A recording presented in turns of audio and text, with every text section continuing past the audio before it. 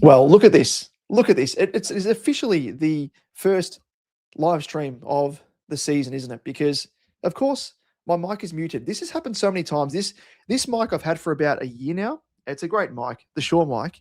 But the thing is, if you press it without knowing, you actually mute yourself. So let us start from the top, shall we? Um, yes, exactly right, Daniel. Apologies for that. Don't want to be lip reading the whole live.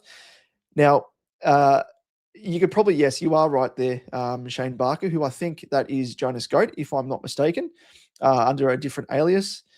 I did mention Blackiston, so very good lip reading there. But just from the top here, I was saying, as I was saying, um, of course, it is the first live stream, and I just figured, why not do it? A bit of an impromptu one, catching you all by surprise, but also myself because it was a last-second decision. But of course, we are 2 rounds into the season officially, but I mean, officially in SuperCoach terms, opening round doesn't mean diddly squat. And to be honest, it's a crock of shit. So we're not even going to factor into opening round. And we are officially 2 games into the season proper for SuperCoach. So we are going to have a look over the scores from tonight's game between Hawthorn and Essendon.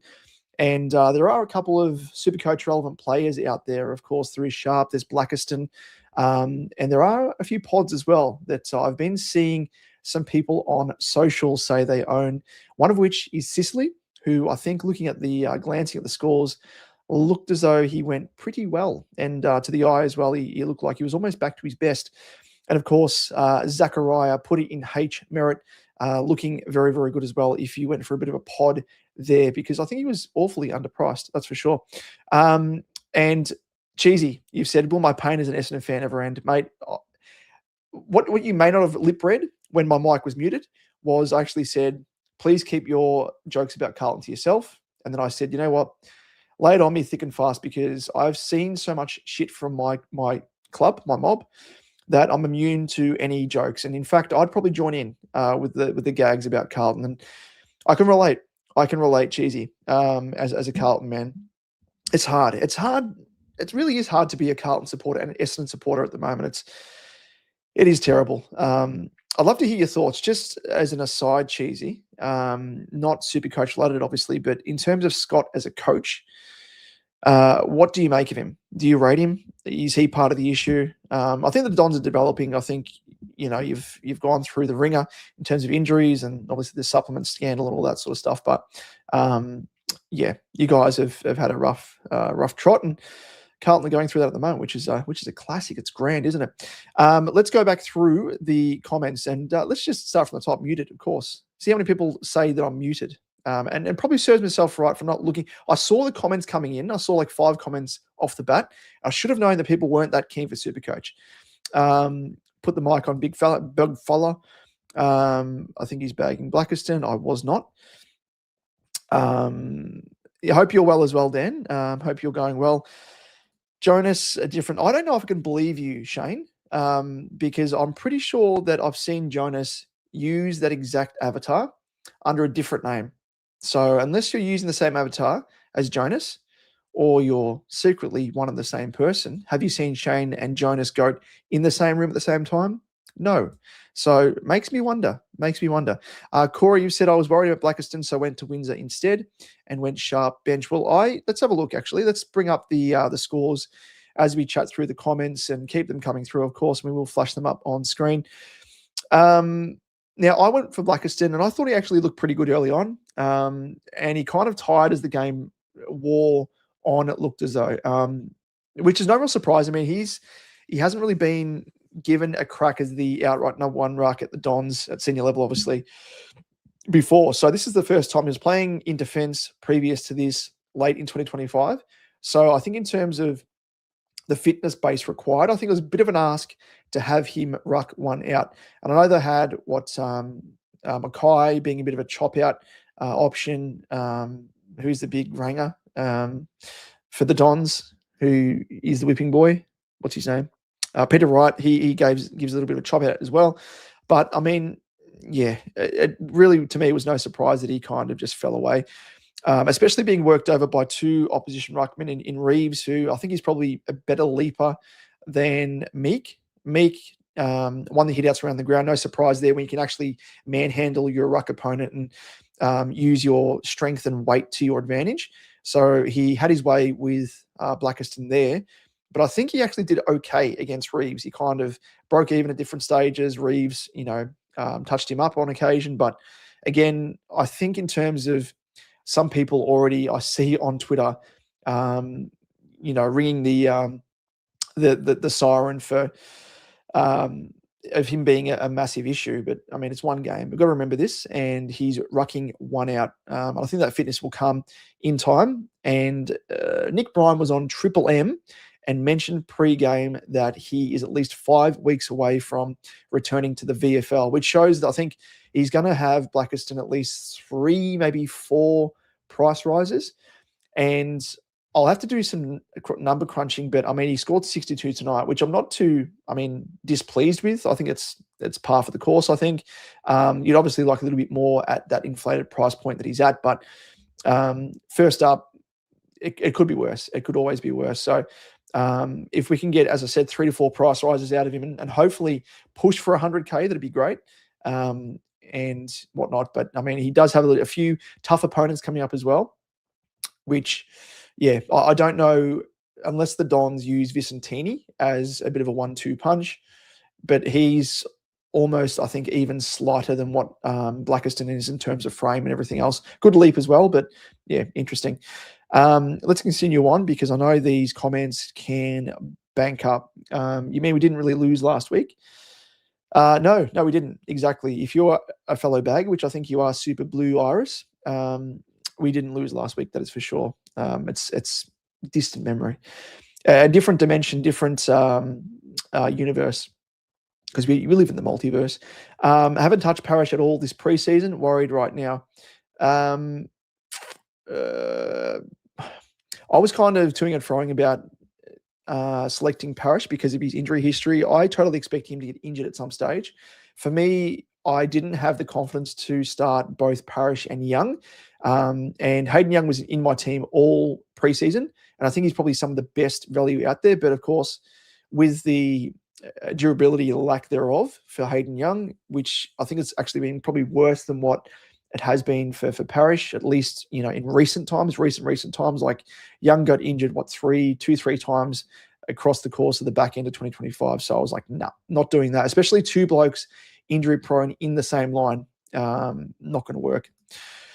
Corey, I've been waiting 10 years for North to win 5 games in a row, mate. I've been there as well as a Carlton man. Think back to, probably a bit before your time, mate, because I know you're a young whippersnapper, but early sort of 2000s, just after Carlton exceeded the salary cap, and we had all these ring-ins. It was virtually like Essendon having all these guys as top-up players because, a bulk of their list were banned due to the supplement saga. It was the same as that. Like, we had all these guys delisted from other teams coming over to play for Carlton, and it was just shit house, mate. And that was at least for a bulk of the early 2000s, and then into the 2010s, it continued. Brendan Bolton being the coach. So, mate, I've been there, and I'm still waiting. 30-year drought for Carlton. Come on, Causa. You've seen a flag more recently than Carlton. Daniel Green, I decided to fade Parish and still don't know how I feel about it, even after watching the game. Just couldn't get a good read on him. What's your thoughts on him? I think he started the game pretty well, and he was on track for a decent score and kind of fell away as the game went on. Again, it probably comes down to conditioning. I'd like to see his time on ground, 69%. So that probably speaks to that. I think the fitness gurus down at Essendon probably wanted to ease him in. First real crack at senior level for a long while since he was last injured. I know he played across the preseason, but it's a different kettle of fish there in terms of intensity. So I expect that to be dialed up as the season wears on. So, a 93 from 69% time on ground is actually pretty good. I don't have the numbers here in terms of points per minute, but surely it'd be pretty good. I'm using the website here as well, Footy Scores, just differently because I feel as though it's a bit more interactive compared to Fan Footy. I'm always a fan of Fan Footy, but they have heat maps and everything else, time on ground. It's so accessible, and I'm a stats nerd, obviously, so it's virtually porn to me. So yeah, I'm not too worried. I'm not too worried about Parish. Cheesy, just two rebels. I don't have enough character limits to really explain to you how I feel about Scott, but let's just say I see a lot of similarities between our coaches. Yeah. Just stubbornness, I think, is probably the one trait that is shared by both coaches. Shit house.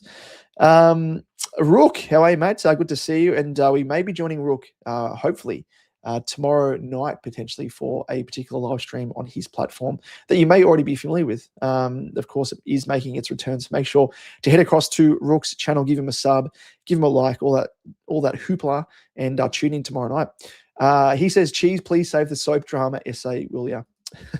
Rookie, I'm a smack. This is going to be a smackdown in the comment section. Dan, hey, big rookie coach in the house. Hope you're well. This is a bit of a side discussion here. Blackiston run is hard as well. It is hard.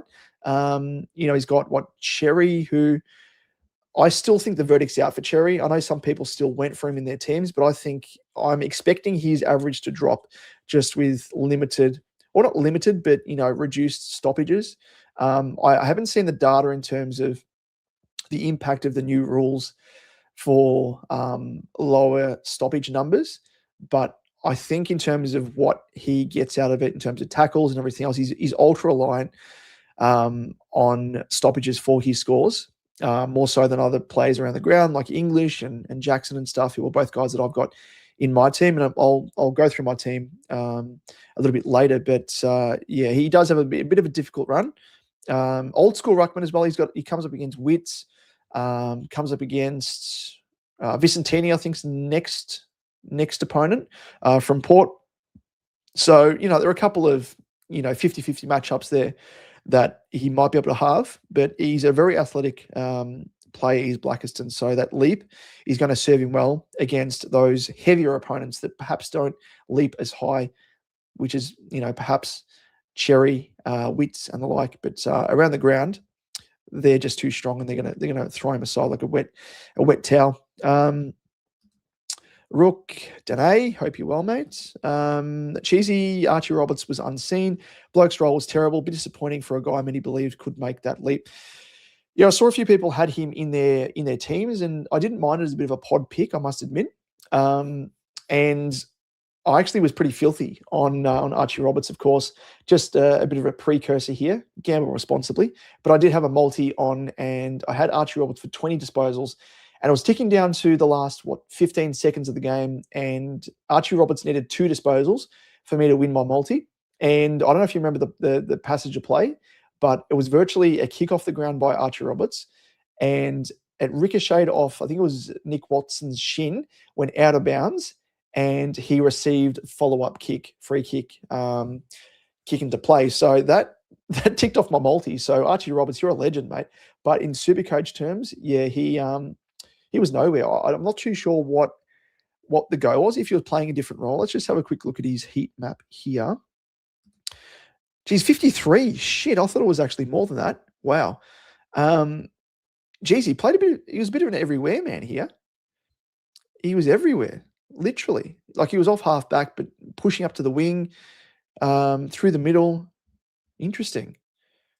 Is it a change in role potentially? But yeah, disposal efficiency 65%. That's below par. That would have factored into his low score as well. And time on ground, 61%. Did he get stuck on the bench? What the heck? Wow, that's terrible. I don't know what the go is there. Surely that can't be right. Is he literally 61%? Is that right? I'll have to check it with Fan Footy. Footy Scores, are you having us on, mate? That's crazy. But yeah, he was disappointing. Seb Dio, how are you, mates? What do I do with Roberts? Do I hold him for one more week? As a bit of a segue there. But yeah, hold him 100%. I mean, I always like to give 2 guys 2 weeks at least, sample size, to make a decision whether or not you hold a guy or you trade them out. Obviously prices aren't going to change until the 3rd week. So give him another week. And, sometimes it's matchup based. Sometimes it's like he had there, limited time on ground, which is strange. And a bit of a strange role. So you'd want to see that role solidified into what he has been playing in recent times. So I don't know what the issue was there, but needs a little bit more analysis, that's for sure. Super Blue Ice, Parrish will get better. He slowed down mid-game and still scored 93. Well, yeah, exactly right. Well, his time on ground, as I said, was 69%. So he's being managed still with his fitness base. Corey, nope, I haven't seen a flag for North, was 1 year off. Oh, wow. You're born the year after, mate. So you missed the 99 flag against Carlton, mate. Wow. Well, I was 7 years old when Carlton won their last flag in 95 and obviously too young to really appreciate it. So technically, I haven't seen one either. Sebdio, could I hold Roberts for one more week? Because Blues have the bye. Then if Roberts scores bad, I get Newman. Yeah, I don't mind that tactic, mate. I don't mind that at all. I was going to start with Newman, and I'm sure those of you out there may have been similar, just because I think he's extreme value, provided that he is fit. I mean, across the journey, he's been relatively durability-wise pretty good, so I don't mind that as an option for sure. Rook says plenty of upside to still see from Darcy Parish. DP3, he means, yes, of course. D3PO. G'day, Jack. Mate, Blackiston. He looked good early, faded late. I changed from Windsor to him last minute. Thoughts on him?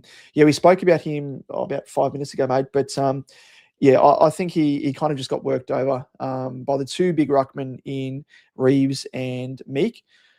I think it's probably a big ask for him to come out on top against those two. And yeah, this is the first time that he's played as the sole ruck for Essendon at senior level. So I think it's a role that he needs to adapt to, fitness-wise especially, but also I think experience-wise as well. So there's no real worry. I think I own him myself. And from what I saw early doors, he looked pretty good. But yeah, he did fade. So I think that'll improve with time. And I'll have to have a look to see what he needs to average to make us 100K. I don't know if anyone in the chat knows. Let us know. I'd be keen to hear if you know the sums there. But I'm not too stressed. I had Windsor and Blackiston, but I took out Windsor because I didn't again want to run the risk of playing two mid prices in the same line, and then if both go shit and they both don't turn out to be decent picks, I don't want to be correcting two guys on the same line. So I'm just trying to minimize risk heading into 2026, as opposed to previous years where I've kind of just thrown caution to the wind and just seen how things land. The Prophet, g'day mate, said I got sucked in by Archie Roberts. It hurts.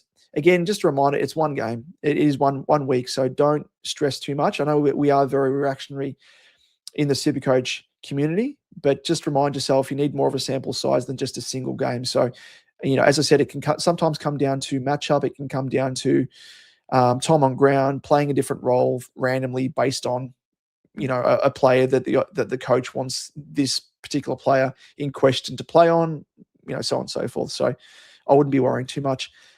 Cheesy, he barely played in the first quarter, which I think, are you talking about Archie Roberts there, I assume? Let's have a quick squeeze.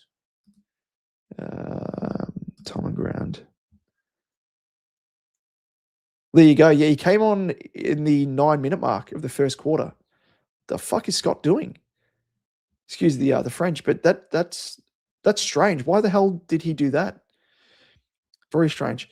Jack, if Young pops off, I'll somehow find a way to trade Blackiston to him. Overreacted a bit probably and took him out for Parish, but happy with Parish's game. Yeah, and that's by the same token, as I said, that I didn't want to run Parish and Young in the same line either. So I can understand the reservations there, but I still feel as though that Young's durability is going to come back to bite him in the ass in 2026. And I was kind of prepared for that if I was starting him. And I don't want to be finding myself having to trade Young into my team and then trade him out when he inevitably gets injured, which I said to myself, the new rule heading into 2026, I don't know if anyone else out there was the same as me, but I made myself a promise. Any player that had really bad durability heading into the season that had some sort of niggle, I don't care if it was, minor, which for Young, he was supposedly touch and go to play in round one. I was like, nah, he's out of my team. I'm not going to run with that issue of being on the edge of my seat, in the early part of the season, hoping that he doesn't get injured. Dan Green, I'm filling you with the multi-mate. I had $1,000 on 16 legs, and I missed from Lewis missing goal spewing. I assume that's $1,000 return, mate. You can't be that you can't be that much of a high roller, surely. But again, if you are tuning in and you're a youngster, don't get into gambling. And if you are of age, gamble responsibly. As I always say, I don't like to promote gambling in any way, shape, or form, but it's because I love a bit of a double, and I'm not too bad at it, I must admit. But I don't like to promote it. The Prophet 16, thoughts on Sicily? Tempted, but with the Hawks looking shaky down back, I fear he could move forward and Weddle stays back. Yeah, it's that age-old question, isn't it, with Sicily in recent times? Like, is he going to be thrown forward at any stage of a random game? That's always the question with him. I think he showed tonight that he was really good. I think intercept-wise, he's back to his best, like 26 disposals. Let's have a look at the breakdown of his game here. So 26, I can't even read that. It's too hard to read. 26 disposals, 11 marks, 4 tackles, 443 meters gained, 85% disposal efficiency. And he actually lost 9 points on scaling, which is interesting. But I thought across the course of the game, he was actually pretty good. Surprised as well that he only scored 106. I actually probably would have scored him more. Zach Merritt, 139, went massive. If anyone in the chat has Zach Merritt in their team, let us know, because I actually thought he was a really good starting pick, good value. And yeah, you've got yourself a bit of a bargain there, I think. Let's continue on. But yeah, with Sicily, I don't own him. I don't really want to look into owning him. But I think if you're looking to get him into your team, you probably take the risk. I think if you're brave enough to bring him in, you take the risk and you bank that he's going to be playing down defense. Corey, it's crazy to think Essendon has had 20 debutants since Ethan Phillips debuted for Hawks in round 10. Wow. It's crazy. And Ethan Phillips, he's playing for Carlton in the VFL. So, yeah, he's still around. He was vying for a SSP spot. Rookie, in better news, keen to see Walsh tear it up this season. Mate, he will. He will bookmark it. I've said it. I glazed over him multiple times. I love to glaze my Walshy and my Jagger. He's a different beast. And I can say this with bias put aside, in terms of the amount of time that I've watched Walsh play, he's a different player. He's a different player. And I think a part of that reason is that he's had a full preseason, but the way he's moving and the way that he plays alongside Jagger, it's opened up a new avenue, I think, for him in leveling up his game. J. Connor F question mark. I don't know what that is, mate. Rook, interesting to see 8 players go 100 in a single game from a single team. Yeah, and that probably explains why Sicily didn't score as high, because very even as well, like 101, 103, like 4 players at 104, 106 and a 112. So a very even distribution for the Hawks. Yeah, it's a very good point, Rook. Are there any surprises there? Anyone that started Connor McDonald had 24 disposals. Where did he play? Wow. Okay. So was he CBA's wise? Because he was someone that was spoken about as a bit of a smoky. I don't know what his final ownership percentage was or is. Where's the CBAs? They usually say CBAs. Oh, here we go. Is it? Nope. CBA. Here we go. Full game. Okay, only 24% CBAs. There you go. 9 CBAs. So he wasn't really a main focal point. So he was just playing, looks like he was playing as a high half forward almost, with a couple of spurts through the middle. Yeah, I'm not too crash hot on that, in all honesty. But for those non-owners, would you be looking at him? He's piqued my interest, I will say that. But in terms of his role, I'd like to see another sample size of another game coming up. Other guys that played in this game that I don't own, there wasn't really anyone that stuck out. Very strange that Zach Reed, one of our savers from last year, only scored a 21. more of a traditional lockdown defender role by the looks there.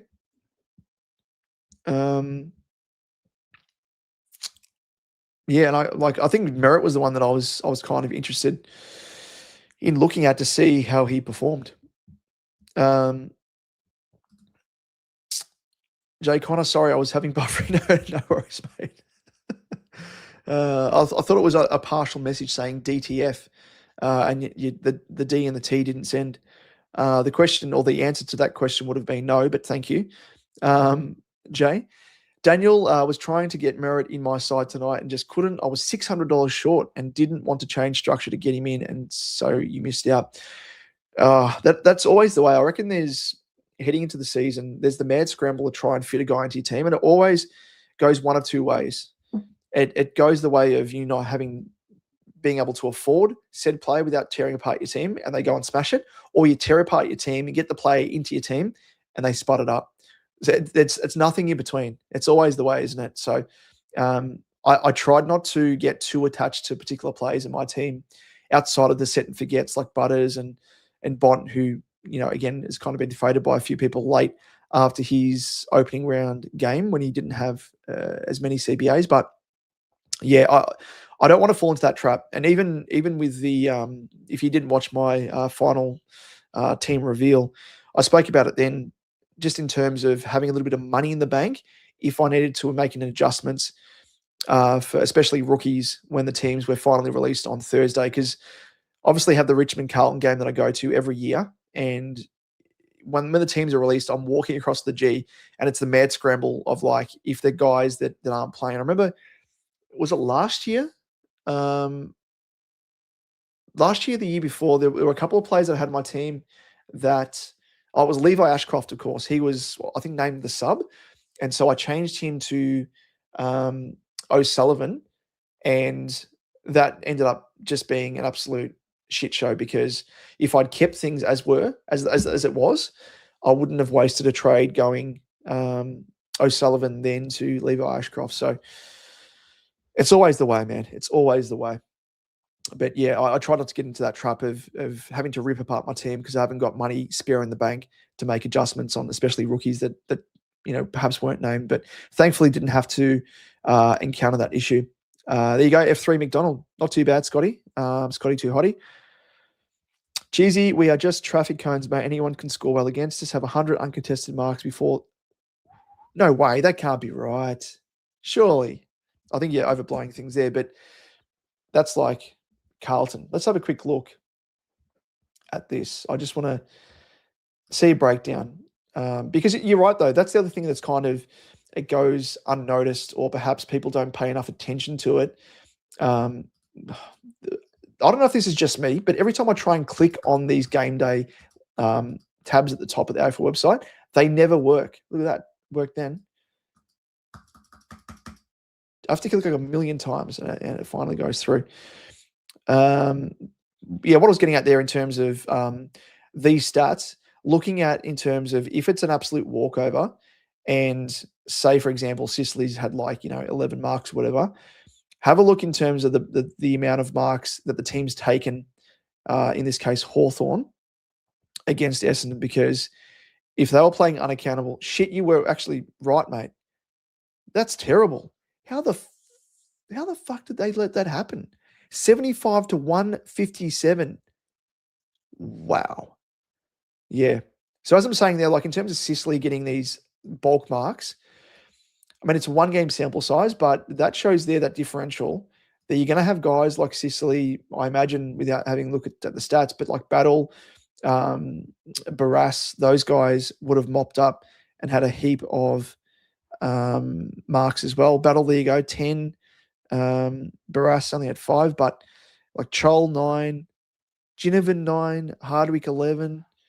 So yeah, I mean, even defenses against St Kilda as well, that I think is a thing that is already gone unnoticed. I spoke about it in the last analysis episode I'll put out for the defenders for mid prices and rookies, and I spoke about the performance of Josh Dacos against St Kilda, and watching that game, St Kilda like to again press their forwards up the ground into their defence to virtually flood, and it allowed the likes of Josh Dacos to get involved with the chip mark, and I think that kind of inflated his score. And I just think that St Kilda again are that team that a lot of defenders, opposition defenders, should say, will actually score quite well again. So I'm weary about not falling to that trap. But geez, cheesy, mate, far out. I feel for you. Even Carlton aren't that bad. C-Max score well from scoring involvements. Oh, there you go. You are probably right there. Score assists. I think that's SA score assists. He had two goals too. Does it say here? Scoring involvement. Oh, there you go. You're right. 12 scoring involvements. Wowzers. Fair. The Prophet, as a Blues fan, do you think Walsh will last this season to make money or be a keeper? I went Will Ashcroft over him, being similar in price, but he's looked good the first 2 games. I think he will, knock on wood, mate. As I said, I've never seen him as fit as he has been since I can remember.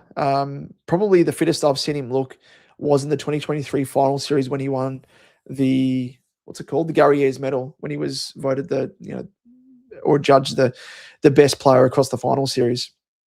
I think that kind of marries up as well, because the form that he showed during that period of that final series, he was a different beast. So yeah, I'm not going to say outright he's going to be a keeper, but I think he's on the cusp. I just think at his starting price, he's undervalued. Could potentially become a keeper, but yeah, at the very least, he's going to be serviceable and make a little bit of money, where if I need to upgrade him down the track, I'm settled with that. Dan, I just don't trust Scott and what he would do with him, so didn't want to trap myself with him. And now I'm left with 70K in the bank, so pretty happy with that amount. That's true, because I completely forgot about Merritt being played off like the half forward flank or whatever, just doing stupid shit last year, Scott. So yeah, you've probably saved yourself the worry and heartache from week to week, Dan. And as you said, 70K in the bank will help you with sideways trades and early upgrades and stuff. So a bit of a silver lining there. G'day, mate. Will that Blackiston experiment? Well, that Blackiston experiment lasted long, didn't it, mate? Again, it's 1 week. Don't stress. He was up against 2 pretty established rucks. I mean, Reeves hasn't been playing for a little while, but he's been in the system for 4 or 5 years.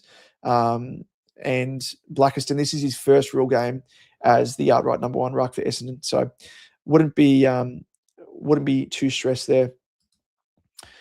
Not yet anyway.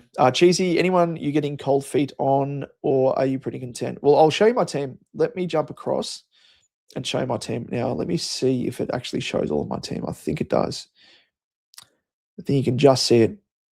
So that's my team there in all its glory. Only change that I've made since my final, with an asterisk, of course, final team release video, was I changed Reedy to Edwards, just to give me a little bit of flexibility. If I need to change Edwards to ZZ Top from Brisbane or another player, I can do that. I just didn't want to be tied down. Or if I just wanted to go to, what's his name? Kalani White, Jeff White's son, with DPP. But I'm going to back in Edwards, hopefully sticking around Geelong's team, because they haven't had a decent, ruck coming through the ranks in almost a decade, I reckon.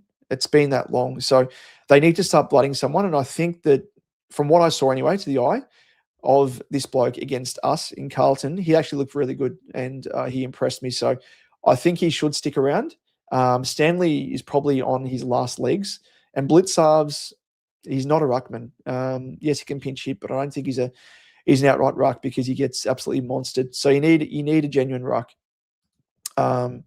So yeah, he's the only change I've made. But in terms of your question there, Cheesy, mate the Great, we've spoken about Blackiston ad nauseum if you've come in a bit late, but it's a one game sample size. He was up against Reeves, he was up against Meek, 2 established rucks, and it was the first official game that he was the outright number 1 ruck, Blackiston. So don't stress, give it another week, assess after that, but I'm not worried in the slightest at the moment. And to your point there, Cheesy, looking at my team, there is no one I want to change. I think this is probably the most content I've been with my starting team in a fair while. Unless Windsor comes out and smashes it, and then I start to get sort of, a bit of a regret in not sticking with him. Yeah, that's pretty much it. Everyone else, I mean, the other guy I wanted to try and fit into my team was Watkins, I think his name is, like the mature age 22-year-old from, I think he's 22, from Port. Zach Butters' best mate, supposedly. He scored about a 77 in the preseason game, and bio reports look pretty good, but I'm worried about him losing his spot when Ollie Wines comes back into Port's lineup. So didn't go for him, but he's probably the other guy that was on my radar that I considered strongly. Yeah, I was tossing and turning. The only regret I reckon cheesy I've got is not starting the Sizzler grill on field. I went for Sharp instead, and I've missed out. Only 16 points difference there, so not too bad because Grill was on track for about 100 halfway through the match last night against Carlton. So could have been worse. But yeah, outside of that, I'm pretty content with the structure I've gone for as well. I've gone for the two definite primos in Sinks and Rosie. McKercher, I think, can be a top 6 defender, so I'm going to count him as a primo. And I think all these reports about him training with the mids is overblown. He's trained with the mids for one training session. And I've seen enough training sessions at Carlton, Collingwood, across the journey through my work when I was working at both clubs, filming training, multiple training sessions I've filmed. When guys are training in a specific line, once off, it normally means that they might be rotated through that area, but it doesn't necessarily mean they're going to be making a permanent shift to that line. So I'm not in any way worried about McKercher. I think he's going to play off half back there. He might get small stints through the middle, but we've also got to remember as well that the issue with McKercher and his average being lowered last year was the fact that he was being played off the wing. He was being played up forward. It was anywhere but off half back. So I think getting some CBAs, I don't think it's a bad thing necessarily. You're still around the footy, and by and large, he's decent enough by hand and foot. So yeah, he's someone that I'm pretty confident in. Blackiston, 62 first up. His break-even was 55.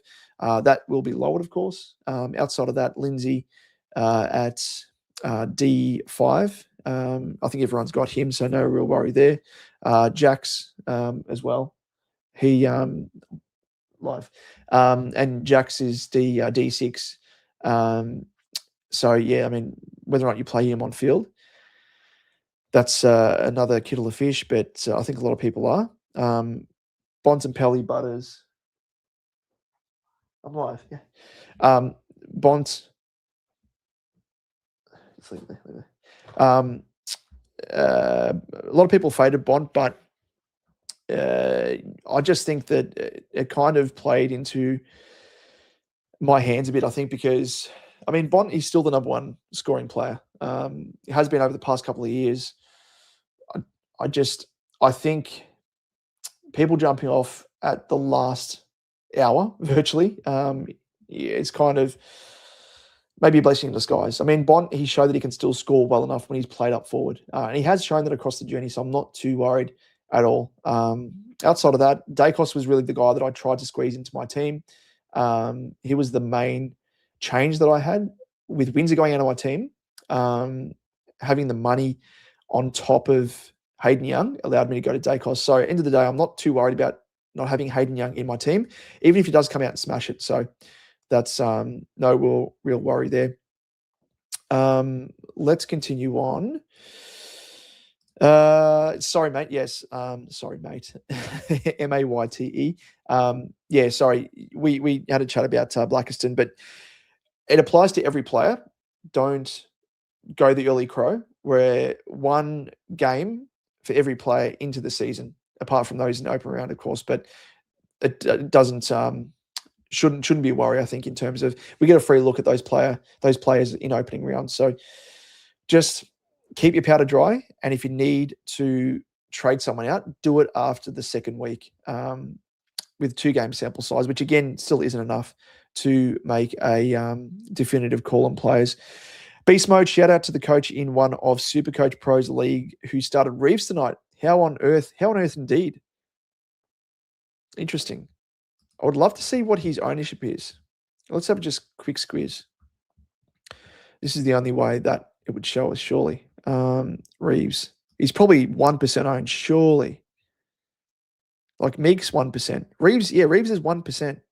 Does it show the... It doesn't quite show the number of current owners. No, I'll wait until it goes to lockout. Okay, where is he? Where's my boy? Where did he go? Mitch Edwards. So Edwards is only 6% owned, which is interesting. CZ top 24%. I'm just not confident in him holding his spot with Draper. Yeah, his spot is a little bit less secure. Cheesy, mine has been Dacos. I know he's a gun, but I feel like I'm forced to start with ownership. He's the kind of guy I want to fade to see if he can have a slow start. Well, I faded him last year, and a kind of... Did I fade? It was last year or the year before? I think it was last year I faded him. Or did I start him? No, I started him. I started him because I went through all the tags that he had to go through. And then people got him at a deflated price, which was annoying. Jack, like the team, I changed structure in the rucks 100 times in the last 2 weeks. Ending with the McAndrew R2, which I hate, but I have 5 primos with Walsh M5, 3 primos in defense plus McKercher and Blackiston D4 and D5. Well, that's pretty good. You're batting pretty deep in defense by the sounds of it, mate. And 5 primos. Oh, so Walsh, M5. Yeah, so you got an extra primo there. I just wanted, Jackson and English set and forget. I think English will be top 2. Jackson, I think, is not as assured, but I think if his role through the midfield continues, which I think it probably will, with Sean Darcy coming back in, why would Freo not run with that setup that worked so well for them last year? So, yeah, I think he's going to be pinch hitting the ruck, but also with these new ruck rules, we've seen either teams run with 2 dedicated rucks, which allows that rotation, and rucks not to be tied out per se. But I think with Jackson as a midfielder, he's going to be around the stoppages anyway. So it means you don't have to have, or you don't have to push Shrek Darcy, around the ground, where he lacks a bit of fitness and he's been copping these soft tissue injuries for God knows how long now. So I think the versatility that Jackson provides Freo is a big, big thing. So yeah, that's probably why. Just a bit of an explainer as to why I've gone for Jackson and English there. But love your setup by the sounds of it, Jack. Corey, Blackiston hasn't played ruck in AFL and had to play defence last year. Yep. Like I said, yep. I would have said it would have been a panic if he did ruck last year and had to again. Yeah, like 100%. If he was rucking last year and this is the performance he put in against Meek and Reeves, I'd be more worried because he's had a bit of time to adapt to the role of being number 1 ruck and punching out a score of 62, whatever it is. That's pretty shit, but we've got to cut him some slack. It's the first time he's played in this role and against 2 opponents. And I think if he was up against 1 ruck in, say, Meek, you could probably cut him even more slack. So, if he was up against 1 ruck in Meek, you'd probably say that you'd be expecting a bit more, but against 2 rucks, I think we can cut him a bit of slack, if that makes sense. Cheesy, Grill had some elite kicking in that game. And the one thing that impressed me with Grill, I mean, it probably looked easier to watch on TV, but at the ground, I even noticed that streaming out of defense, he would do the old 1, 2, 3, like he'd kick to one of his teammates, get the handball back, handball to someone else, they'd handball back to him, and he'd get 3 disposals in like the 1 possession chain. So he's an absolute freak, that's for sure. He loves it, absolutely loves it. Loves getting the pill in his hands, loves to run all day. The Profits, concerns about Luke Jackson since JL uses him as a Mr. Fix-It instead of R1. Used properly, he would be used properly, he would be the top SuperCoach ruck in my opinion. Probably so. And he's proved that across the journey as well. When he's been the number 1 ruck for Freo, he scored very, very well. Mammoth. We all remember the game against the young ruck Vicentini, which was the time that I traded Jackson into my team for a 180 or thereabouts. It was insane. G'day Lopez. Thoughts on English's Vice? I'm tossing between him and Bont. Well, against the Giants and Briggs, from memory last year, Briggs was conceding a bulk of points to the opposition. And I think it might have evened out towards the back end of the year, maybe from memory, but he was giving up bulk points. And I think Briggs is more of that old school lumbering ruck where around the ground, English has already shown in the preseason, he's absolutely killed these type of rucks. And very similar to Meek is Briggs. And English scored, a 140 odd against Meek. So I expect that to happen again against Briggs. So I really love the idea of English's Vice. But can we go past the quality in Bont? Yeah, it's a tough one. If you want to go differential, if you want to go a bit of a pod, I'd go for English. Otherwise, Bont you probably can't go too wrong with. But I love English as an option. I expect him to score quite well, in all honesty. Dan Green, my plan is for a cash grab. Hopefully, if the 99K rookies are named for their third game, the one I feel has best job security, I'm going to trade Carroll down to them as I don't trust his job security. Yep. I'm a fan of Carroll. I mean, obviously, he used to play for Carlton, so I've seen him play a fair bit. When he was played through the middle at Carlton, he showed some decent signs in his last year, and then suddenly he gets the arse, which is strange. Classic Carlton move. But Carroll's now playing off halfback for St Kilda, which he's never done at Carlton. But the one thing that is going in his favour is, by last reports, Clark injured himself in the VFL for St Kilda. I don't know what the outlook for the injury was. And Paddy Dow also got injured. Again, poor bloke. He's just injury riddled now. But those two guys, I think, were probably direct competition for him, especially Clark, playing off halfback there in this new role, similar to Carroll. So, yeah, I think that Carroll should stick around in the short to medium term and make us enough money. But it's Ross Lyon. Who knows? He might make an example of him. I will admit as well, he probably was the one player that I was least confident in of all the guys in my team, maybe apart from Selwood. But even then, Selwood looked pretty good for the Dogs. Thirsty work. Moving on to Lopez. But I like that idea, Dan. Lopez, I originally faded Bont myself. I last minute brought him in today. I think it's probably a smart move, mate. What's his ownership at now? Just out of interest, because I think it dipped down to around about 24% or something. What's it at? 23%. So round about the mark. But still way lower than what I thought it would be. So people have jumped off, en masse. Jack, thoughts on my structure? Sinclair, Rosie, Clark from Freo, McKercher, Blackiston, Sarong, Lindsay, and Jacks. I love that. That's a really good defense, mate. Butters, Dacos, Nando, Richards, Walsh, Parrish. Geez, good midfield as well. English, McAndrew, and standard forward line. I like your team, mate. Sounds really good structurally. Very sound. Very sound. Of course, the obvious one there is McAndrew at R2.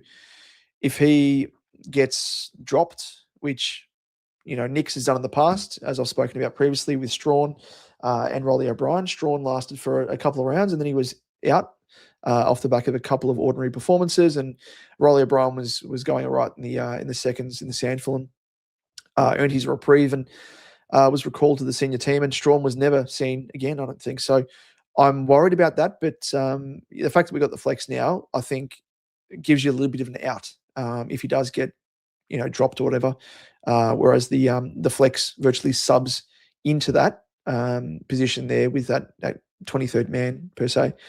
But yeah, you'd need an R3 to provide some sort of security if you can, but even so, can't really trust the likes of ZZ Top, Reedy already being dropped, who I reckon he might come back into the team potentially, because Hudson O'Keefe didn't look too crash hot for Carlton.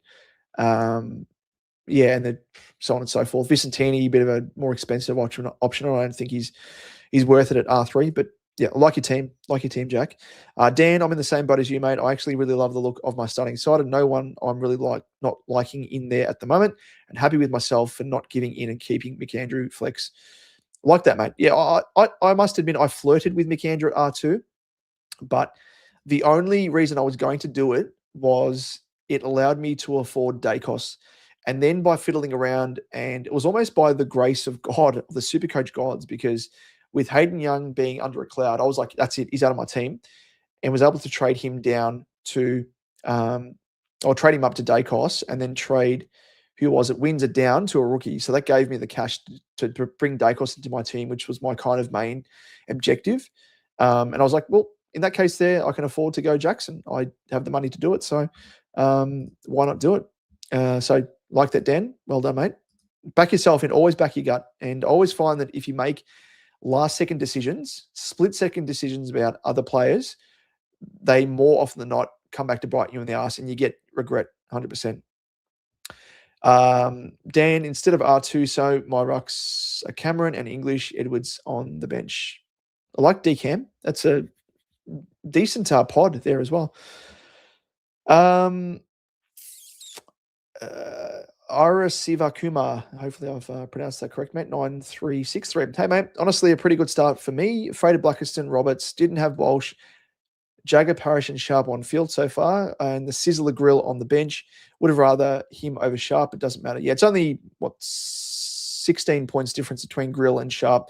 Like you, I had Sharp on field, so no real worry there. 16 points in the grand scheme of things over the course of, the next 23 weeks is, it's not even half a point per game averaged out. So don't have to worry about that. You said I've got Grundy and English as rucks. I like that. Grundy in terms of the more expensive rucks. Grundy and Gawn are the ones I would feel most confident in spending up for. But outside of that, Cherry I don't have any confidence in at all. But yeah, Grundy English I really like. I have 399k Rooks mid-bench. Interesting. Should I downgrade Grundy? No interest in Jacko as he's sharing with Darcy. Should I go decam? It's up to you, mate. I don't want to sway you any particular way because it is your team ultimately, and it comes down to your structure. And I wouldn't want to throw things out there, but decam's a decent pod if you want to go down that route. But whilst we're here, let me just go to DFS Australia because I just want to chat briefly about Jackson. And I know people are chatting about, having to share the ruck with Ho the Door, Shrek Darcy. But just want to bring your attention to, so you can already see in terms of RC, or the ruck contest percentage, these games here are the ones, anything below 50% are games where he's sharing the ruck and he's not outright ruck. So these games here, he was not in the ruck. And he was able to average 99.2, not the best. And, 14 games, but was still able to score quite well in some of those games. And for me, it's not the best average, but again, I'm just banking on Shrek Darcy going down injured and not being able to run out the season, especially with the new ruck rules. So I actually think that Luke Jackson is going to get more time in the ruck. The other thing I want to point out here is these CBAs. So the CBAs are higher than the ruck contest percentage. Those are the games when he is playing as a midfielder. These games here especially, the 118, 123, 142, that was when he was playing as a mid. Another game mid. He was number one ruck there against Essendon. And he was ruck in those games there when Darcy wasn't playing. So I think whilst Jackson, there is a little bit of a question mark over him, I just think there's enough positives there for me anyway to hold on to. But I do like DCam. Number one ruck, no competition, especially now without Cox there, elevates things. Cox didn't really have that much of an influence or impact on him, but yeah, I like him a bit more now compared to, say, last year. Corey Grill was even calling for the ball when he wanted it. Yeah, a bit of Dacos about him, 100%. Bit of Jagger Smith does the same thing as well. These are the guys that you'll love to have in your team of those juniors because it shows that they're confident in their ability and, yeah, they're demanding it. So chances are their teammates are going to know that they're in the right position, dish it off, all that sort of stuff. Alex, how are you, mate? Richards or Goulden and Witt? Richards or Goulden and Witt or Clark? Oh, okay. So Richards or Goulden? I personally would say Goulden. And Whitfield or Clark, I would say Whitfield. But that's just my preference. I think they're all great options. Richards and Goulden is a very, very tough one. Richards, surprisingly, is actually in more teams than what I thought. Very surprising. But I think people latched on. I think he scored well in the preseason, maybe recency bias. But yeah, people have jumped on him, that's for sure. But best of luck with that decision there, Alex. The Prophet, I faded Bont when Butters Day cost Richards as my 3 mid primos. Surprise Richards is so low owned. Low owned really gets tagged if Bont is there. His ownership's gone up. His ownership has gone up compared to he was a definite pod. Now he's at 17%, which is actually pretty decent because it was languishing at 5% at one stage, and he's come on. He's come on. So in that respect, people have started to cotton on, I think. But who tags Bont as well? I think teams as well are kind of looking elsewhere for tags. We saw that opposition teams were tagging Bailey Dale as well at one stage. So there's enough guys there at the Dogs where they attract tags across multiple lines and multiple players. Corey, I've never got rid of Bont. Card as my team is called Bont versus Butters, as need both in my team. Well, you can do it, and maybe just it doesn't quite live up to the name of the team. Might be a bit ironic if that's the case. It means that maybe Butters won out that competition if Bont isn't in your team, so could still apply. Cheesy, best 18 rounds help too while you think of something. Sorry, I might have missed something. I've got to catch up to the other comments. This is the issue of when I'm rabbiting on and comments are coming through thick and fast, I'm losing the context of some comments. So, Cheesy, let us know what you're referencing there, mate. Let me just quickly catch up. Jack, obviously I'm missing Bont and want him, but Richards looks so good, even better than last year. I have Grill flex. Also, Grill's actually a really good flex, I think. You're flexing that he's in your flex. I see what you're doing there, Jack. Go for it. Like if you want to go for Richards over Bont, go for it. 100%. Nice little pod. Corey Dirksen has to play over Lewis Young. He will, mate. He will definitely come in. Played well in the VFL. He should have played in opening round. But again, I don't want to derail this talking about my Blue Baggers Edge channel on YouTube, which I use to delve into my dislike of Voss as the coach and his lack of game plan and the other coaches and the players that don't select from week to week and guys that they continue to play that don't play well yet continue getting games. Looking at you, Lockie Fogarty. Super Blue Iris, are you rating teams? I can help you out. Yeah, if you got your team, let us know. List it down and we'll. I'm not going to give you a rating, but I'll let you know my thoughts in terms of structure. That's always the way to go about it this time of year because it's so hard to, pick things apart because we're all in the same boat. We don't have any exposed form to go on apart from the preseason. So structure is the main thing. Rookie coach AFL. I have one rookie spot in defense for field. Jakes or Jacks. Now, let us know as well. Is it Jakes or Jacks?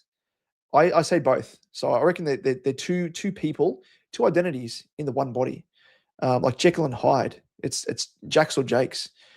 Or Sarong. I'm leaning Sarong as Brisbane is the easier matchup. Thoughts? Go. I'd be for on field.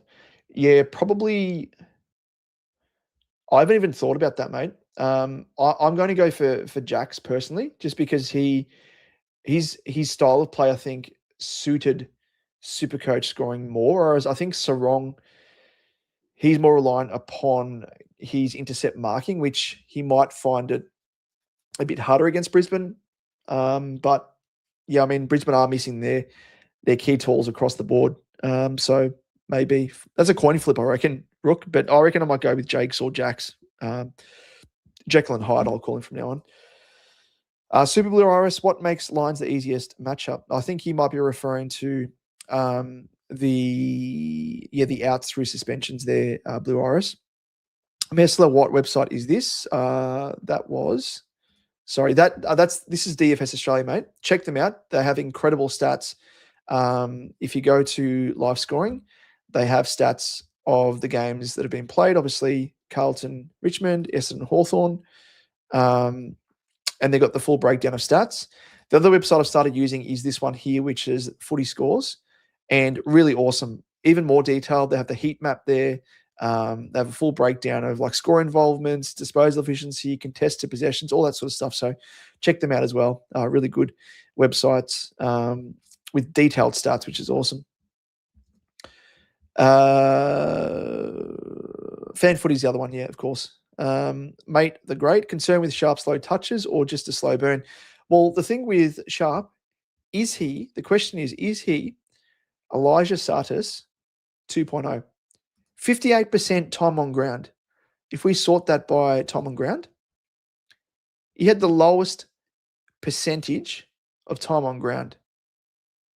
This is the one thing I hate about Scott. Brad Scott is ruining the youngsters for Essendon. So if this persists, I don't know if we can keep him at the inflated price point. But that's the main thing I'm worried about. It's not so much the game. I thought he actually caught the eye and kicked 2 goals. So impact player. Did well for 57. But again, limited time on ground. So if that doesn't improve, I will, I think, maybe look elsewhere. Dan Green, my team is currently Sinclair, Rosie, Discos, which I think is Dacos, Disco Stew, Windsor, Sarong, Jax, Lindsay, Selwood. Well, you're batting. I know you've got 2 rookies. Yep, Sarong and Jakes on field. Lindsay and Selwood. Midfield, Butters, Anderson, Walsh, LDU. Nice pod. Young, Bruin, Grill, Smith, Cook, Sharp, Carroll. Who's Jagger Smith? I only know him by Jagger. I'm like, who's Smith? Yep, fair enough. Ruck's Decam English, Edwards forwards are basic. Pretty good, mate. Pretty good. You've got 3. I probably wouldn't call Dacos a primo. So 2 primos. I would say Dacos is more of a mid-pricer, pushing towards a primo, but not quite there yet. Windsor a mid-pricer. 2 rookies on the field, which I think is standard structure for defense. Maybe some people have 3 primos. And that midfield, you've got 2 outright primos. Walsh, I wouldn't call yet a definitive primo. Probably a fallen primo of that. Mid-pricer. LDU likewise. Young, mid-pricer. Bruin, mid-pricer. Grill, Smith, Cook. Rookies. And then the other rookies in Sharp and Carroll. On the bench. And yeah, pretty good, mate. Sharp had 40 in the first quarter. There you go. Impact player. He kicked those goals, of course. Jakey Wood, g'day, mate. What do you think of Braden Cook from the Crows? In all honesty, I don't know much about him. I do not know much about this lad. Let's have a quick look at DFS Australia.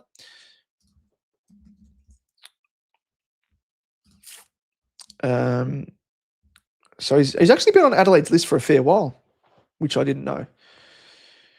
23 years of age, hasn't really got much of a crack. 3 games, 8 games, 1 game, 15-3. Has scored okay when he's not the sub. So 62 in a full game on the wing. In the preseason, scored a 56. Other full games here, 39, 46, 31. Well, not full games, really. 78% time on ground, 63%. He was a sub there. He's had a couple of okay games, like this game here, which he looked to be playing more of, where's the defensive sort of game? Kicked 3 goals, 2 forward game. Yeah, I just don't know about him job security-wise and scoring potential, mate. It's seems like a bit of a risk, and I'm much more confident in the guys that I've currently got in my team in Blameris, mature age, look good in the preseason, but also has won the Fothergill round Mitchell medal for the best young VFL prospect. So shown some decent signs in the VFL, which normally these guys translate it to senior level. Carroll, a little bit of a risk there, and Grill, I think he's probably got really good job security and good scoring potential that we've seen so far. Structure thoughts. I don't know what you're referring to there, Prophet. You may have sent a message that didn't come through, or maybe your team, I don't know. Ari Asiva Kumar. So currently, if I downgrade Grundy to DCAM, I'll have 80k in the bank. So should I upgrade McKercher to Dacos or anyone in that price, or Hayden Young, or do I upgrade one of my 99k mid rooks? It's up to you.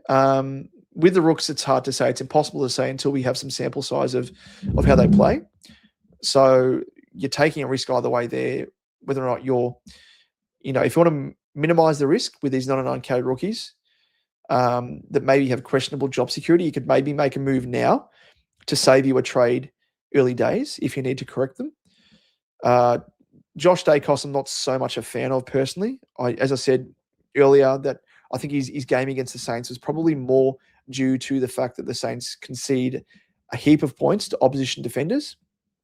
So I think it kind of flatters Josh Dacos a little bit, that score.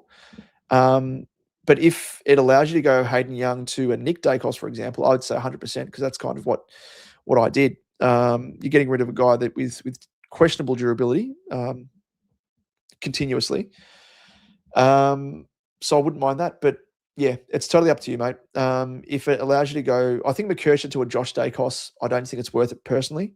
But yeah, if it allows you to go like a Hayden Young to a definite primo, I'd maybe look at doing that. But I like Grundy as an option as well. Yeah, I think you can hold Grundy. If you're confident in him, which I am, I actually quite like him. Back him in. Cheesy, what do you think about some of the SF options like Roses and small forward options like Roses and Dovison? Now, I had Dovison in my team, but he's disappeared. I actually forgot that I took him out of my team. Yeah, it's hard to say. Small forwards, traditionally, as we know, they can be a bit of a trap for scoring potential wise. We saw that with Kako last year, and a lot of us had him in our teams well past the midway season, the mid-season bye. So, yeah, I mean, they could come out and be like Nick Watson and score quite well. So it's hard to say, really.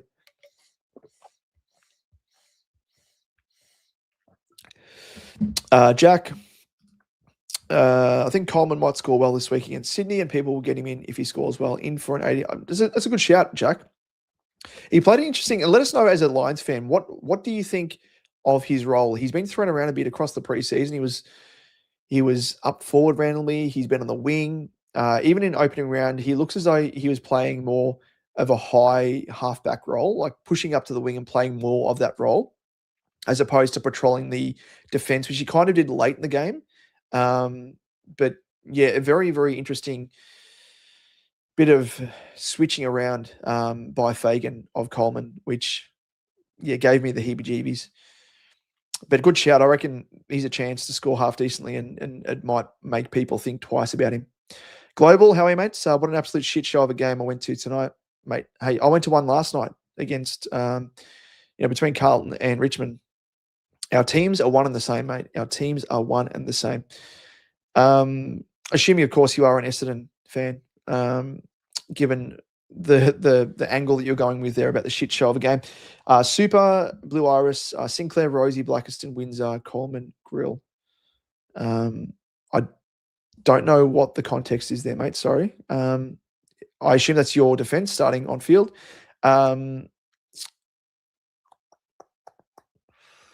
Very risky with Blackiston and Windsor and Coleman as well.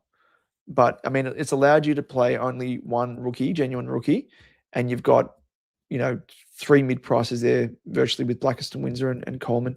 So job security-wise, you're set, but scoring potential-wise it's a bit of a risk. But, I mean, like I said, if you're not playing one of those mid-prices, you're playing a rookie.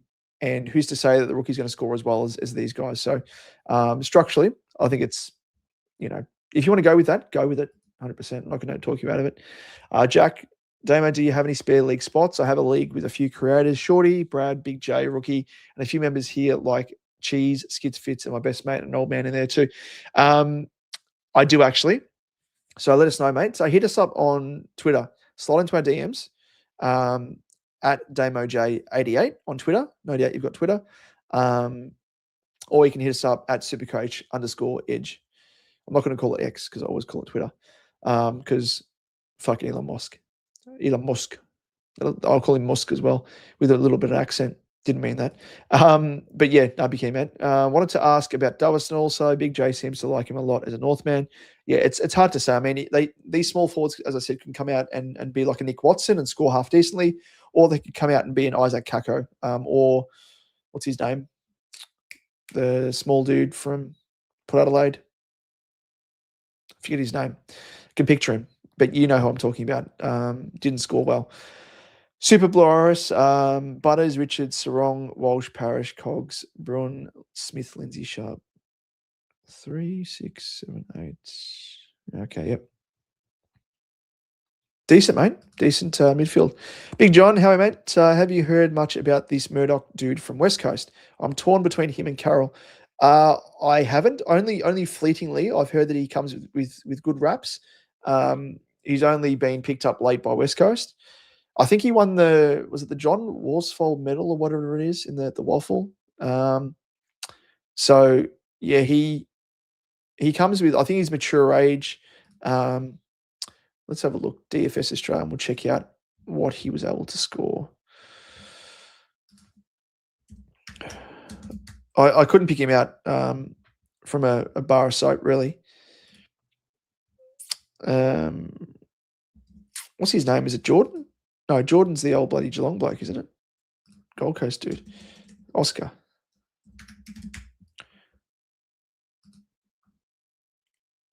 No. It's the other Murdoch. How many Murdochs are there? Brody. Is this him? Nope. Who is he? Is he in this? I don't think he's in the system yet. What's his name? I don't know what his name is. That's quite funny. Murdoch. Where the fuck are you, mate? Does he exist? Milan? Murdoch. That's why I'm not spelling it right. You bloody numpty. Hold on. Give us a tick. Milan. What a name.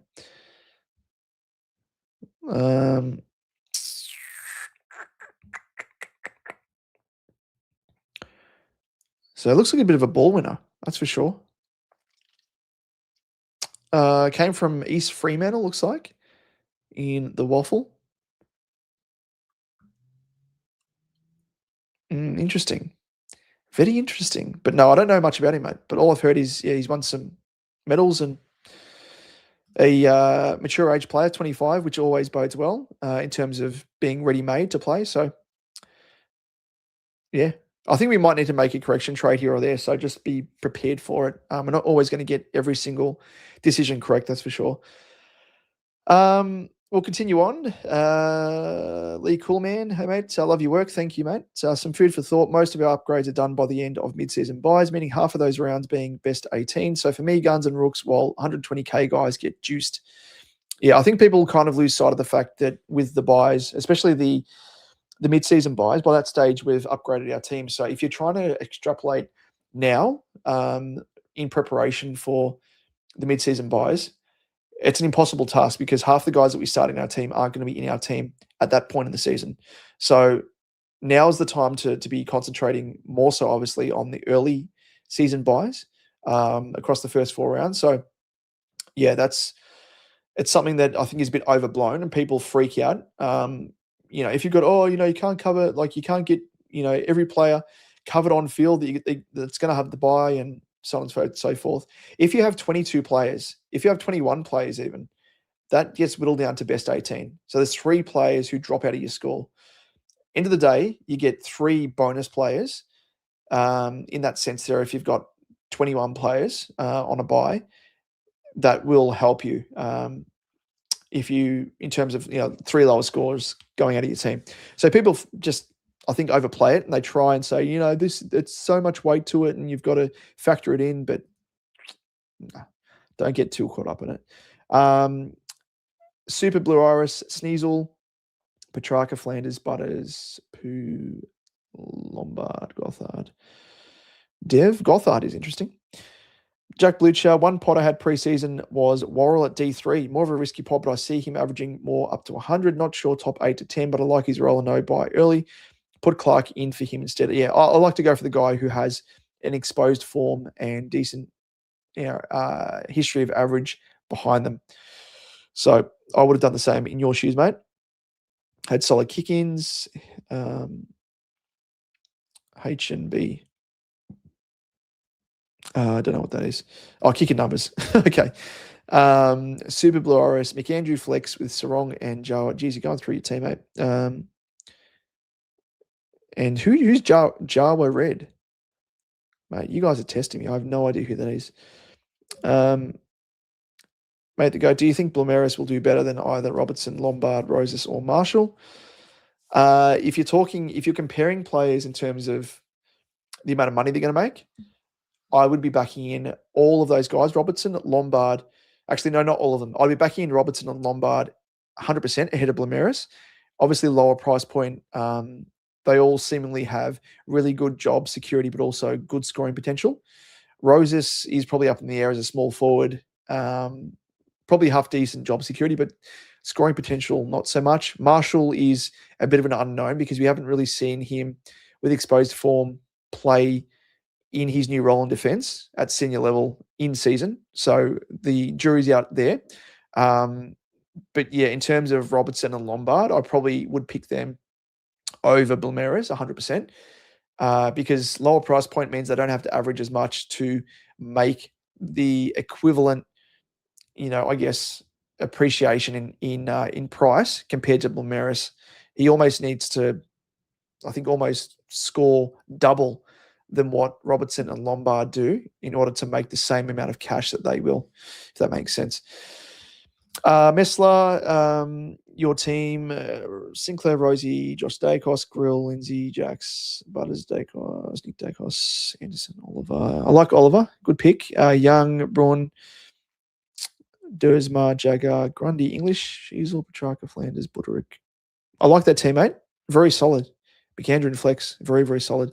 Young to Windhager. I've gone Windhager in my fantasy team. Not so much SuperCoach. But yeah, I don't mind going Young to Windhager. Don't mind that. What is Windhager priced at? 444. And Young is, okay, so it's about a 50K difference thereabouts. CWT on SC, Simpson medal for Murdoch. There you go, Simpson, sorry. I think I called it Worsfold medal. 3 times over from memory. He will get games, just not likely, just most likely not consistently. There you go. Thank you for that insight there, CWT. I knew he'd won medals and came with some good raps, but yeah, in terms of his job security, I've got no idea. And scoring potential wise, we don't know how he's going to adapt at AFL level. Different kettle of fish compared to playing in the waffle, that's for sure. Messler, rest of your team, bench, Sarong, Selwood, Sharp, yeah, par for the course, yep. Blameras.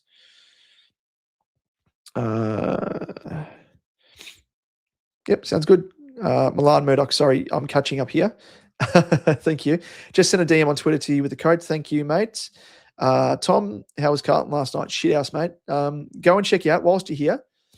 Whilst you are here, go and check out my channel. Give us a like. Throw some shit my way. I don't care, because that's what my team does, really.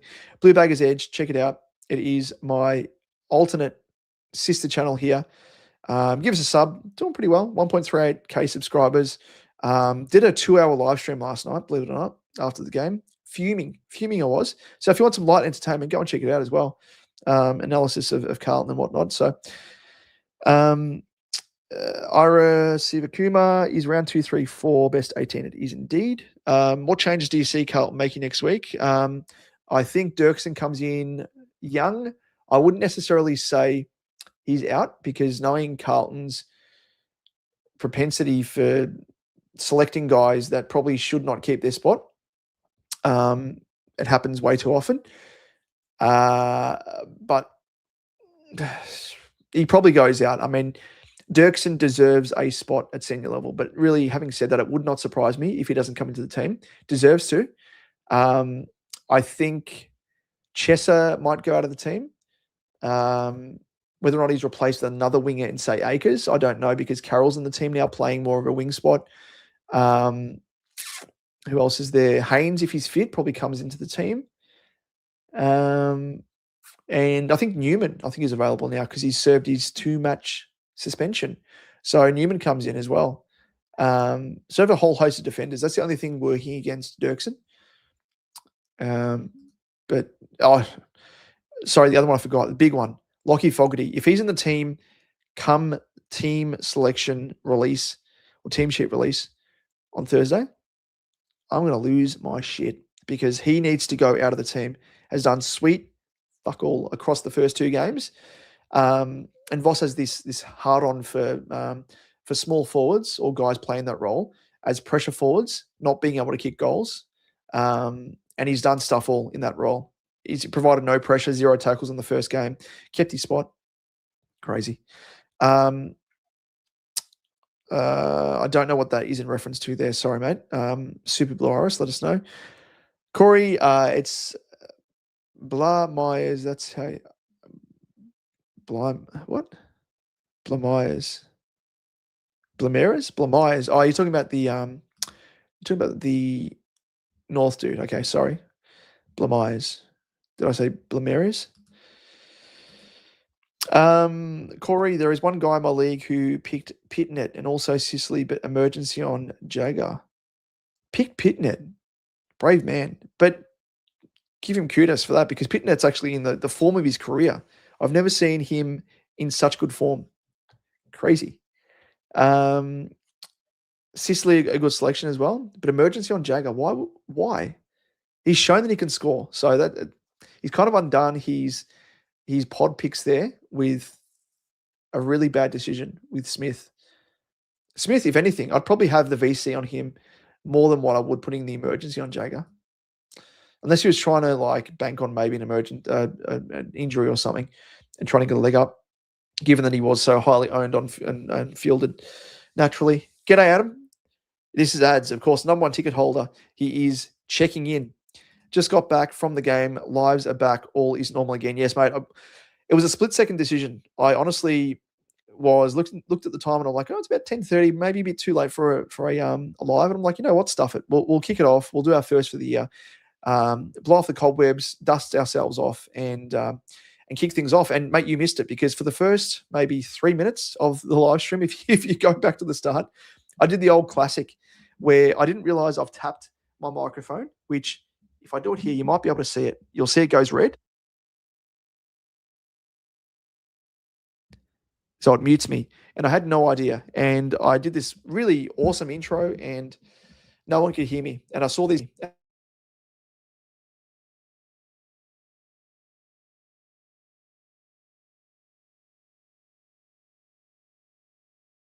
No idea how. Anyway, he it was a shit show when I started. So everything is back to normal when I am not realizing that I'm actually muted. So crazy. But you would have loved the other game, no doubt, Ads, against the Dons. It was an easy watch. And the way that the Hawks are coached, mate, I see teams that are so well drilled. They have a structure, a beautiful setup. They switch the play and they do it to their own advantage. I just wish that we had a coach of Sam Mitchell's quality. They do it so well, the Hawks. They do it so well. But outside of that, I think we've kind of had a chat about everything. If anyone else has any comments or questions, we might wrap things up. I know you've jumped in very late here, Ads, but we've been going for over an hour and 25 minutes. So I am keen to head to bed because I've got to get up relatively early, catching up with with my dad and going out for lunch with brother and my little one and my wife, of course. The Watcher collects comics. Sinclair, Rosie, McCarthy, Lindsay, Jack Schools. I think a lot of these teams, there's a lot of similarities across the board here. It's like you either own Anderson, you own Dacos. People going for Richards is a bit of a pod. You go for Young, or you go for Parrish, or maybe both. You've gone for Milan. There you go. Sharp, Blamires, sorry. Don't kill me, Corey. English, McAndrew, ZZ top. Shiz, Flanders, Buderick, Flip, Lombard, Robertson, Rosa, Marsh. Marsh is interesting. Do you reckon he's going to get a game for Adelaide? And flex his track. Decent team. Yeah, a lot of your teams are good, mate. A lot of your teams are good that you sent through. So back yourself in.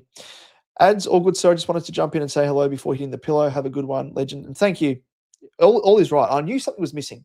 And it was ads not being in the live chat, because you're always around. And no matter the time, no matter the day, you always find a way to come in. And that's the dedication. That's why you are the number one ticket holder.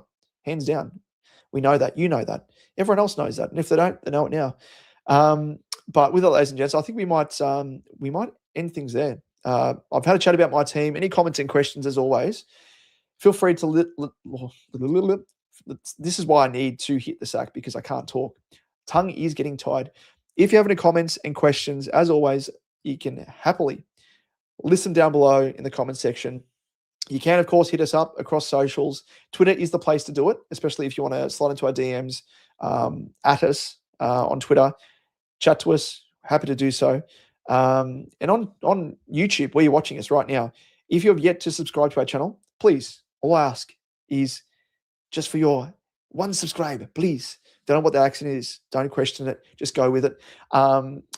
We very much appreciate it, of course, if you can subscribe to our channel and give us a like as well, because the likes are really important. What they do is they say to YouTube, hey, boost this guy's video, and it sends it out to the SuperCoach masses out there that have not heard of the Edge brand, the SuperCoach Edge, that have not been edged before in their life, in a SuperCoach sense. And it allows people to jump onto our content and check us out, everything else. So please, that's all I ask. If you enjoy our content, give us a sub, give us a like. That's it. And if you are tuning to the audio podcast side of things, feel free as well. Give us a follow, give us a like, give us a rating, all that jazz. And I think that's pretty much it. I think that ticks off all the admin side of things. A couple of last questions and comments before we sign off. AIA Radi, g'day. You've tuned in at the perfect time as we're about to hit the sack. Do you rate Clayton Oliver as a pick? I do. I was trying to find a way to work him into my team at 500k odd or thereabouts. I can't fit him in. I'd have to get rid of someone like a Walsh, who I have a little bit more faith in. Otherwise, I would be happily having him at M4. That is how confident I am in Clary. I think without Tom Green there, he's the main in and under, at the coalface contested beast. And we're talking, old school, as we always say, snout in trough when it comes to Clary the pig, the pink sweaty pig that he is. And I just think he's going to reclaim the throne as being the pig of SuperCoach at the Giants. So I'm bullish on him. And if you've got him, I think he's a good pick, in all honesty. And it wouldn't surprise me if we're all clamoring over ourselves to try and trade him into our team come, this time next week, potentially, maybe even a little bit longer. I would probably feel a little bit more confident in, at least, depending on how Clary scores, of course, but if he smashes out another big score, it'd be hard to say no to get him into your team. But because he's at that high price point or high enough, it means that you almost have to rip apart your team to bring him in, or trade out someone like, as I said, like a Walsh or someone else, which I'm not prepared to do. So it's tough. Unless you started him, I think we might need to bypass him, but we'll have to just reassess based on how he goes in his second game this weekend. And to round things out, of course, it is the emojis. Now, they pop up on StreamYard. They don't show the emojis, but if you go onto YouTube, it shows the emojis. These are custom emojis. The ding ding, pig juice, look at me, which actually might see if I can jump on and show you what it looks like. Let me have a quick squeeze. Yep.